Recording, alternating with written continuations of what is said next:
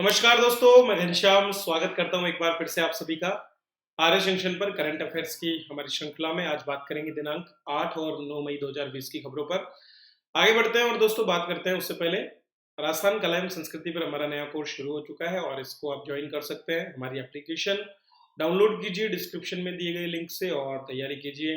आप यहाँ रिव्यूज भी देख सकते हैं उन सभी छात्रों के जो इस कोर्स में एनरोल हैं और जो लगातार इसका फायदा उठा रहे हैं। चलिए तो शुरुआत करते हैं। राज्य में कृषि मंडियां जो हमारी हैं उनमें जो व्यापार होता है, दिन प्रतिदिन का जो भी व्यापार होता है उसको लेकर के प्रति 100 रुपए पर किसान कल्याण शुल्क जो है उसकी घोषणा सरकार ने की।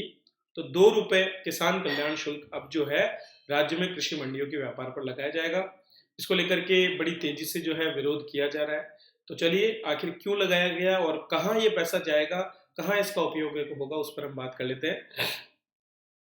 तो दोस्तों राज्य सरकार की ओर से 5 मई को एक अधिसूचना जारी की गई है जिसके माध्यम से मंडी क्षेत्र में लाई गई या फिर क्रय विक्रय की गई कोई भी जो कृषि उपज होगी उस पर मंडी समिति 2 रुपए प्रति सैकड़ा की दर से कृषक कल्याण फीस जो है वो वसूल कर सकेगी। ये जो फीस होगी इसे राजस्थान राज्य कृषि विपणन बोर्ड के कृषक कल्याण कोष में जमा कराया जाएगा। कृषक कल्याण कोष जो है इसे 2019-20 के परिवर्तित बजट में घोषणा की गई थी। 1000 करोड़ रुपए का ये कोष पहली बार शुरुआत में रखा गया था और बाद में इसमें 1000 करोड़ का अतिरिक्त प्रावधान भी किया गया। राजस्थान राज्य कृषि विपणन बोर्ड की ओर से एक हजार करोड़, ठीक है, कुल मिलाकर के 2000 करोड़ लिए गए हैं। किनसे? एक तो ओरिएंटल बैंक ऑफ कॉमर्स से और दूसरा पंजाब नेशनल बैंक से। तो ये जो 2000 करोड़ की व्यवस्था है यहाँ पर की गई। हालांकि आप देख सकते हैं कि इस पैसे का प्रयोग इन्होंने कहाँ कर लिया। इन्होंने प्रधानमंत्री फसल बीमा योजना के लिए 1500 करोड़ रुपए इसमें से निकाल दिए। तो कोष बनाने का और जो मूलभूत उद्देश्य था वो तो रहा ही नहीं, क्योंकि आप तो अपना जो प्रीमियम रिश्तेदारी है, जो आपका किसान फसल बीमा योजना है, वो आप दे रहे हैं। 1500 करोड़ रुपए यहाँ पर सरकार ने दिए हैं जो निश्चित रूप से एक छलावे की तरह हो गया है, ठीक है। बट ठीक है, हमें ये पढ़ना था योजना और आने वाले टाइम में जो भी किसान कल्याण कोष का जो पैसा है किसान कल्याण शुल्क के रूप में वो इसमें जमा किया जाएगा और हो सकता है आने वाले टाइम में भी वो पैसा प्रधानमंत्री फसल बीमा योजना की पूर्ति के लिए उपयोग किया जाए। निम्नलिखित में से किस मार्ग से विदेशी भारतीयों को वापस लाने हेतु वंदे भारत मिशन की शुरुआत की गई है? तो दोस्तों वायु मार्ग का प्रयोग करते हुए जो हमारी एयर इंडिया है उसका प्रयोग करते हुए वंदे भारत मिशन शुरू किया गया है। लॉकडाउन 3 शुरू हो चुका है और इस दौरान जो है अब बड़ी मात्रा में विदेशों में फंसे भारतीयों को लाया जाएगा। तो 7 मई से इसको शुरू किया गया है। खाड़ी देशों से विशेषकर शुरुआत में लाए जाएंगे। तो 2 विमान भेजे गए। 13 देशों के करीब 15,000 यात्री जो फंसे हुए हैं विदेश में उनको लाने की योजना है। रवाना होने से पहले मेडिकल जांच करना और उनको क्वारंटाइन करना, वापस आने के बाद क्वारंटाइन करना, ये सारी की सारी प्रक्रियाएं इस अभियान के अंतर्गत सम्मिलित होगी। ऑपरेशन समुद्र सेतु, इसकी शुरुआत किस देश के साथ की गई है? दोस्तों इसका आंसर है मालदीव। तो भारतीय नौसेना द्वारा अपनी ओर से जो विदेशों में फंसे हुए भारतीय यात्री उनको लाने के लिए ऑपरेशन समुद्र सेतु की जो है शुरुआत की गई है और मालदीव पहला ऐसा देश है जहां से फंसे हुए भारतीयों को वापस लाया जा रहा है। इस ऑपरेशन के तहत नौसेना का जहाज आईएनएस जलाश्व जो है वो 8 मई को माले पोर्ट जो है मालदीव में वहां पहुंचा और 3 युद्धपोत जो है उनको भेजा गया है। कौन कौन से हैं? आईएनएस जलाश्व, आईएनएस मगर और आईएनएस शार्दुल। इन तीनों युद्धपोतों को यहाँ से भेजा गया है। आईएनएस जलाश्व विशाखापत्तनम से कुछ दिन पहले ही पूर्वी तट से पश्चिमी तट की तरफ लाया गया और कुल 14 युद्धपोत जो है हमने तैयार किए हैं और ज्यादातर देश इस काम में लगे हुए हैं। तो भारत भी पीछे नहीं रहने वाला है और भारत भी अपने सभी जो विदेशी भारतीय हैं उनकी सकुशल वापसी को सुनिश्चित करने में लगा हुआ है। निम्नलिखित में से किस एक राज्य में बुनकरों के लिए नाइकर सम्मान योजना की शुरुआत की गई है? दोस्तों तमिलनाडु सरकार द्वारा अपनी ओर से अपने जो तमिलनाडु नहीं, कर्नाटक है, ठीक है। क्या आंसर होगा? कर्नाटक। तो इसको आप कर्नाटक कर लीजिए। कर्नाटक सरकार जो है बीएस येदियुरप्पा सरकार, उसके द्वारा अपने जितने भी किसान हैं, मजदूर हैं, जो दोस्तों काफी तेजी से प्रभावित हुए हैं हाल ही में कोरोना वायरस की वजह से, उन सभी के लिए जो है एक 1610 करोड़ रुपए का पैकेज घोषित किया है। फूल उत्पादक जैसे हैं तो उनको 25,000 रुपए प्रति हेक्टेयर के हिसाब से दिया जाएगा ताकि वे अपने फूलों का उत्पादन कर सकें। कपड़ा धोने वाले, नाई, निर्माण कार्य में लगे मजदूर, ऑटो और टैक्सी ड्राइवर, इनको 5-5 हज़ार रुपये सरकार की तरफ से दिए जाएंगे।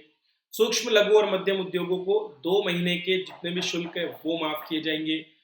फल और सब्जी उत्पादकों की भरपाई के लिए एक पैकेज की घोषणा सरकार की तरफ से की जाएगी, ठीक है। और सबसे बड़ा एक सम्मान की योजना भी शुरू की गई है जिसका नाम है नाइकर सम्मान योजना। तो जो वहां के बुनकर हैं उनको 2,000 रुपए की वित्तीय सहायता इस नाइकर सम्मान योजना के अंतर्गत दी जाएगी। तो सभी वर्ग जो छोटे स्तर पर आते हैं और जो काफी तेजी से प्रभावित हो रहे हैं उन सभी के लिए ये घोषणा की गई है। 2020 के लिए नैनो विज्ञान और प्रौद्योगिकी में अर्थात नैनो साइंस एंड टेक्नोलॉजी में युवा करियर पुरस्कार, ठीक है, यंग करियर अवार्ड जो है वो सौरभ लोढ़ा को दिया गया और आपको बताना है किस आईआईटी से संबंधित है। तो ये जो सौरभ लोढ़ा है दोस्तों ये जो है आपके आईआईटी मुंबई से संबंधित है। आईआईटी मुंबई के सौरभ लोढ़ा एक प्रोफेसर है वहां पर और उन्हें जो है ये पुरस्कार दिया गया है 2020 के लिए। ये पुरस्कार 2 आयामी वांडरवाल एक प्रकार के सामग्री होती है, ठीक है। तो वांडरवाल सामग्रियों पर आधारित सिलिकॉन और नैनो इलेक्ट्रॉनिक उपकरणों से परे लॉजिक ट्रांजिस्टर प्रौद्योगिकी के विकास के लिए योगदान के लिए दिया गया। मतलब क्या है, हमारे अभी तक जितने भी जो उपकरण है खास करके ट्रांजिस्टर्स वो किस पर काम करते हैं, वांडरवाल फोर्स पर काम करते हैं। वांडरवाल एक तरह का फोर्स होता है जिससे जो है आपके इलेक्ट्रिसिटी का फ्लो भी होता है और उसके साथ साथ हमारे जितने भी कंप्यूटर्स हो रहे हैं उनकी ऑपरेटिंग में इसका प्रयोग होता है। अब क्या है, अब जो है जो नई तकनीक इन्होंने विकसित की है उससे लॉजिक ट्रांजिस्टर जो टेक्नोलॉजी है उसका प्रयोग किया जाएगा। ये क्या करेगी, ये एक तो ट्रांजिस्टर में थर्मल स्टेबिलिटी का काम करेगी, रिलायबिलिटी का काम करेगी और इसके साथ साथ बहुत से नए तकनीकें और प्रक्रियाएं भी इससे विकसित होगी। भविष्य में हमारे जो इलेक्ट्रॉनिक उपकरण है जैसे कि मोबाइल फोन हो गया, सर्वर हो गया, डेस्कटॉप हो गया, लैपटॉप हो गया, इन सभी को तेजी से काम करने और कम बिजली की खपत के लिए जो है इस तकनीक का प्रयोग इसमें किया जाएगा। और इसी के लिए प्रोफेसर सौरभ लोढ़ा को 2020 का नैनो विज्ञान और प्रौद्योगिकी में युवा करियर पुरस्कार मिला है। दोस्तों अगर आपको हमारे ये वीडियोज अच्छे लग रहे हैं और हमारी खबरें अगर आपके लिए अप टू द लेवल है तो इस वीडियो को लाइक और शेयर जरूर करें। तो उन्होंने जो ये काम किया है ये अप्लाइड मटेरियल्स इंक नामक एक कंपनी है उसके साथ किया है और ये कंपनी सेमीकंडक्टर्स का निर्माण करती है। सेमीकंडक्टर्स वो होते हैं जिनमें सेमीकंडक्टर या अर्धचालकता का गुण पाया जाता है, उसमें किसी एक निश्चित तापमान पर वस्तु चालक की तरह व्यवहार करती है और उससे कम पर कुचालक का व्यवहार करती है।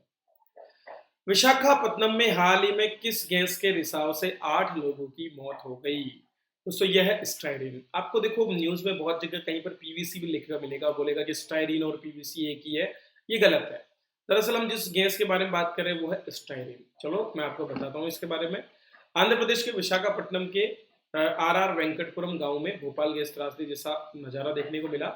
वहां एलजी पॉलीमर इंडस्ट्री जो है वहां रासायनिक गैस स्टाइरीन लीक हो गई और 11 लोगों की मौत हो गई।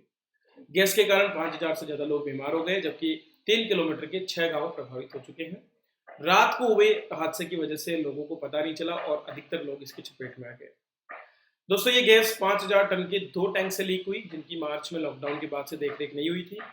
टैंकों में केमिकल रिएक्शन हुआ, टैंक गर्म हो गए और गैस लीक हो गई। स्टाइरीन को विनाइल बेंजीन कहा जाता है। मैं आपको बता देता हूँ ये विनाइल बेंजीन क्या है। दरअसल आप सभी ने इस तरह की एक संरचना जरूर देखी होगी।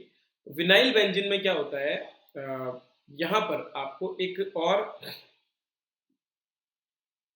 ये वाला जो सिस्टम है, ठीक है, ये जो आप देख पा रहे हैं ये वाला फॉर्मूला जो होता है ये आपका विनाइल बेंजीन का फॉर्मूला होता है। इसमें एक एरोमेटिक बेंजीन श्रृंखला होती है और जो पीवीसी के लिए बोल रहे हैं लोग वो वाइनिल क्लोराइड से होती है, ठीक है, वीसी से बनती है, पॉलीवाइनिल क्लोराइड। उसके अंदर जो है उसमें आपको ये वाला फॉर्मूला देखने को मिलता है, ठीक है, ये वाला।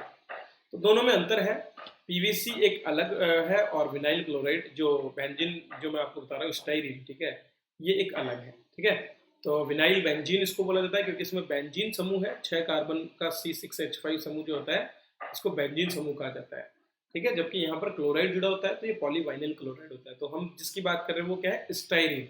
और स्टाइरीन का फॉर्मूला क्या होता है, विनाइल बेंजीन बोला जाता है इसको क्योंकि इसमें बेंजीन जुड़ता है। विनाइल शब्द जो है ये डबल बॉन्ड के साथ 2 कार्बन जुड़े होते हैं उसके लिए प्रयोग किया जाता है। चलिए, तो ये गैस थी तो पूछा जा सकता है क्योंकि आपकी भोपाल गैस त्रासदी पर भी कई प्रश्न आ चुके हैं पहले भी। इसी के साथ हमारा वीडियो समाप्त होता है। हमारा कोर्स आप ज्वाइन कर सकते हैं। आरएस की प्री टेस्ट सीरीज हमारी चल रही है एप्लीकेशन पर, बहुत ही बेहतरीन टेस्ट सीरीज है दोस्तों। फ्रीडम फाइटर कोर्स पर संडे को हमारा एक और टेस्ट होगा, अर्थात कल टेस्ट नहीं, शाम को क्लास है 9 बजे, तो आप उसको भी देख सकते हैं। 3 क्लासेज हो चुकी है, चौथी क्लास हमारी होगी, तो वहाँ पर आपको उसका फायदा होगा। 5वीं है शायद। सुभाष चंद्र बोस पर हम चर्चा करने वाले हैं उसमें, उसको भी आप ज्वाइन करें जाकर के। और आर्ट एंड कल्चर में अभी हमारा जो पेंटिंग्स है वो चल रहा है, तो रेगुलरली हम आगे बढ़ रहे हैं और डेफिनेटली काफ़ी फ़ायदा आपको इससे मिलेगा। चलिए, वीडियो देखने के लिए आप सभी का बहुत बहुत धन्यवाद।